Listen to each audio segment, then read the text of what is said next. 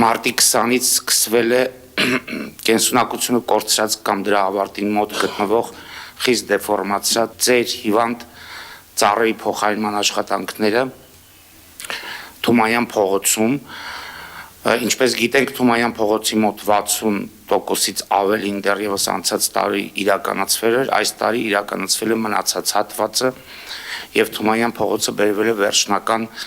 տեսքի, փողոցից հեռացվել են հիմնական բացառապես կարելի ասել թեղի տեսակի ծառատեսակներ, այս հատվածում, այս երկրորդ հատվածում փորձել ենք պահպանել թվով 30 քիչ թե շատ այսպես վտանգավորության աստիճան չունեցող 30 թեղի տեսակի ծառատեսակներ, որը ըստ մասնագետների չունեն այս պահին տապալման վտանգ, ուստի փորձել ենք դրանք պահպանել, արդյունքում քիմիական վերգետնյա եւ ստորգետնյա աշխատանքների արդյունքում կնայենք հնարավոր կլինի հետագայում դրանք երկար ժամկետով պահել, թե դրանք փոխարինվեն հաջորդի 1-2 տարվա ընթացքում։ Արդյունքում հեռացվել է նշված երկրորդ հատվածից 80 ծառ,